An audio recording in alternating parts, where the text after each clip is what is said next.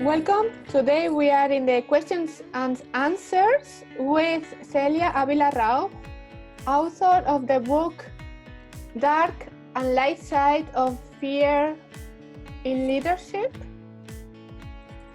Welcome, Celia Avila-Rauch. Thank you, Hannah. Glad to see you. Thank you to invite me to present my book, Dark and the Dark Side of Leadership. When we are talking about fear, we are talking about huge emotion, no?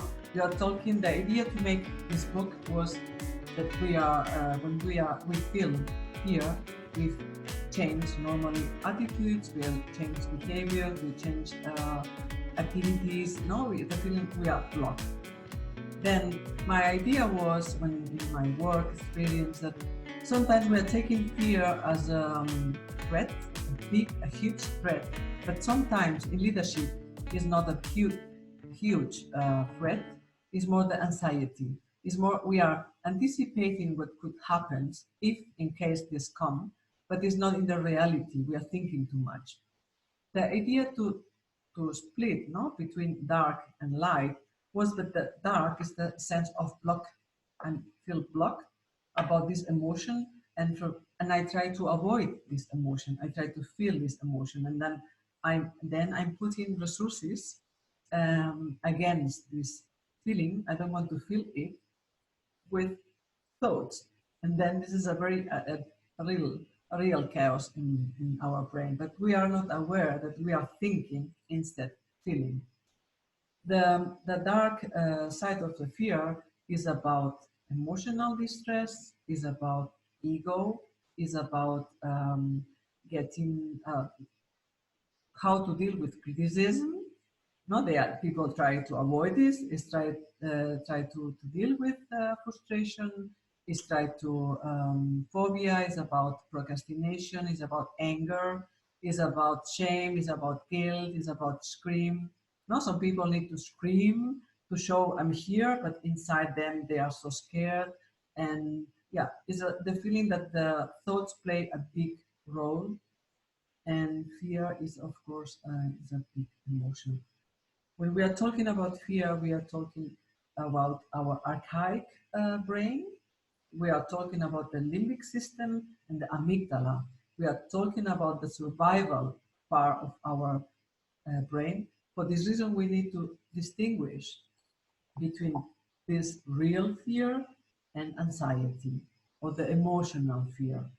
And this is, I think, is important. That for me is to write this book is the writing this book was the idea that we need to see that in leadership we are not talking about survival rules or survival fear.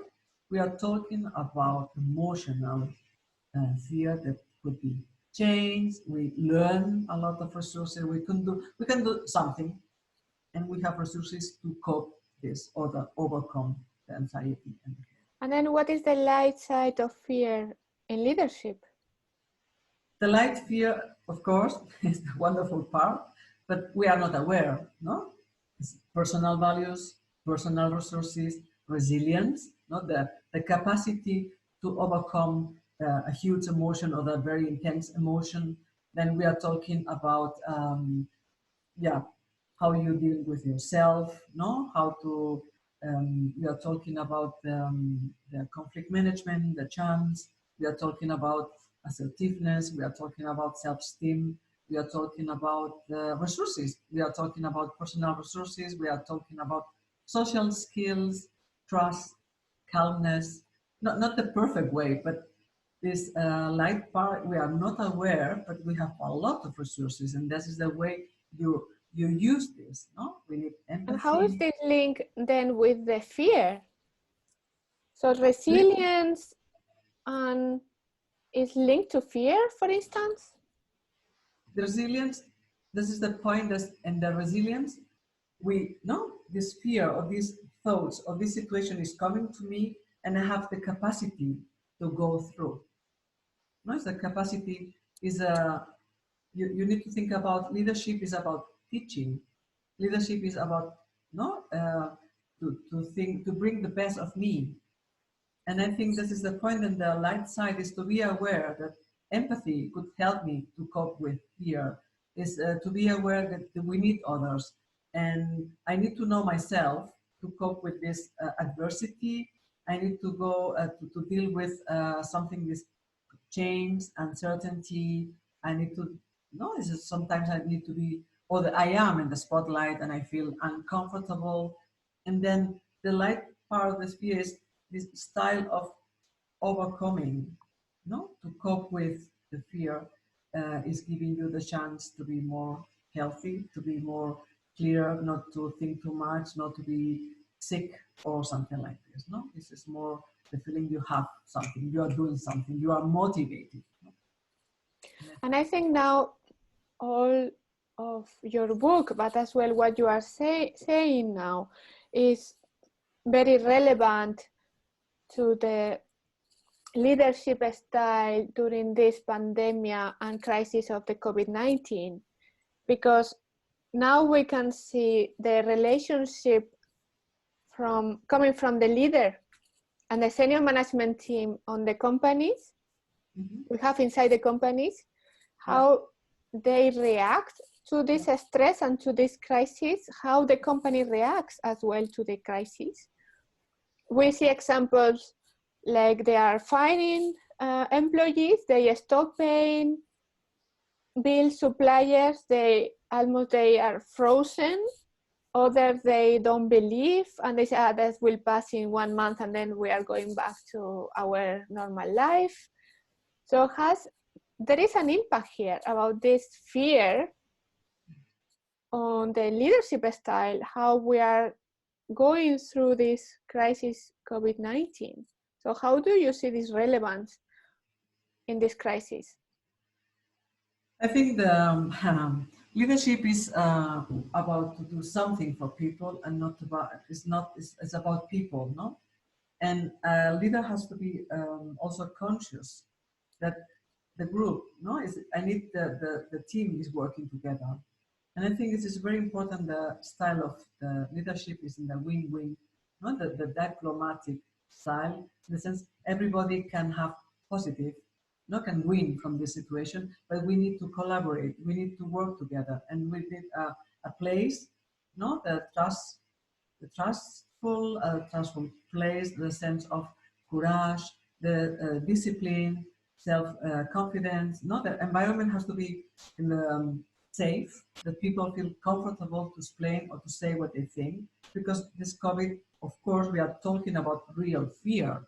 We are survival fear. We're not talking about what the emotional fear is. Something happens, but inside of this real fear, how people cope with this could be a very emotional, and then the leader has to be aware what happens with the co-workers, and they need to have this space to say what they think, what they feel, this space has to be in another space that people are taking advantage of me.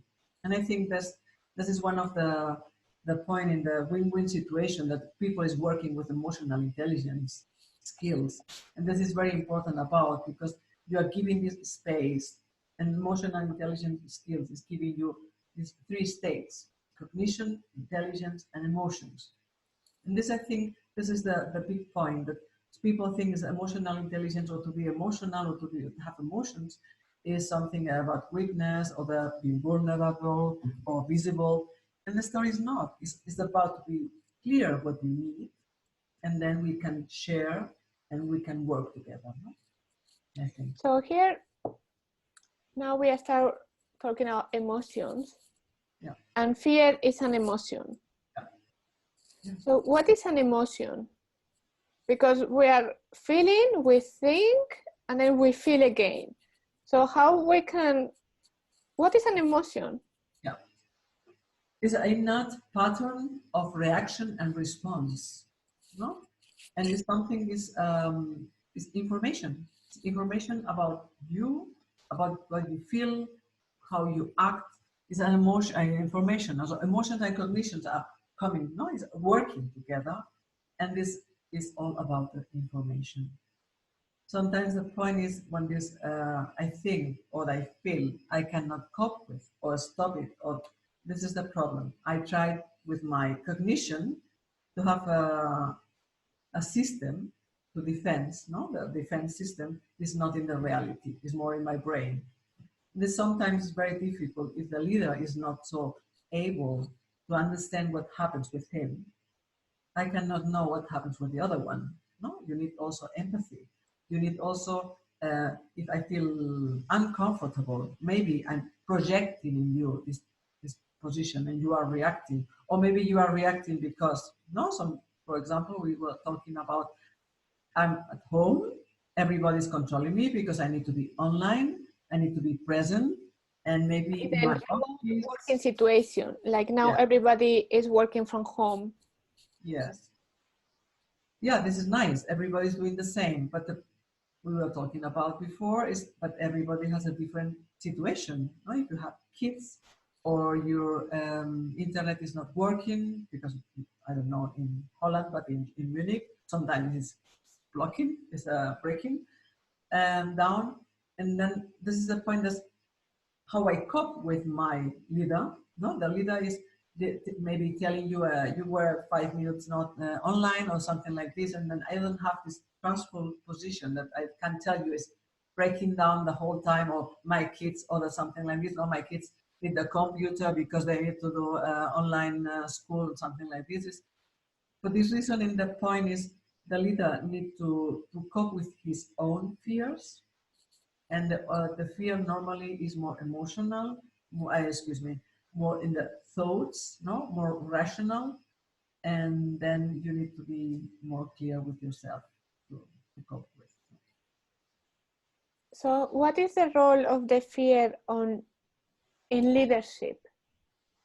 When we have this external stress coming from the pandemic and the COVID-19, plus we have our fears coming from our daily life and coming from the company, and all the uncertainty and all the things are not working, so all the frustration there. What is the role, like translated all these emotions and feelings to be a leader? Yes. Leader need to teach. There's a form. A leader is a form that he needs to be aware how to overcome anxiety, how to overcome mistakes, how to deal with weakness, and how to deal with frustration. This is, I think, this is the point. The part of the leader in this situation is when someone is frustrated or my frustration, I need to know, I need to accept which emotions is playing a role, and I try no, and instead to avoid this, I need to cope. I need to go there. I need to be more intelligent, skilled. And then what are the recommendations you want to give to leaders to cope with this situation now and to manage this fear, to bring it to the light side of the leadership of the fear? I think it's very important that the leader in the situation is need to make safe, also the psychological safety, as the group is feeling together, as the group feel part of the situation, is more about giving motivation to the group, also learning process. No, it's a learning process that feeling that the group is also changing because we are in the change process, we are in uncertainty, we are, and this leader needs to give the position that we can do it, we can cope with. If not, we will find the resources. He needs to understand what happened, understanding and compassion. And I think one of the best is empathy. No? And then how to communicate. I think the communication is very important in leadership, in the form for assertiveness. No, it's just I'm angry, I'm not agree with you. I need to understand what happens with my emotion, and then I need to tell you, but not in an aggressive way, not in a very nice way. You need to be determined, but you need to be more comfortable with yourself, more calm, and to know what happens in the situation. I think this is important. Thank you, Celia, for these questions and answers about your book, which is the dark and the light side of fear on leadership. And it's quite interesting to know how we can use fear to make a positive impact and how to use the fear to be a good leader. So I would like to mention as well, like your book is available on Amazon. Maybe you can show the book because it's published recently this month on Amazon. You can get this book there.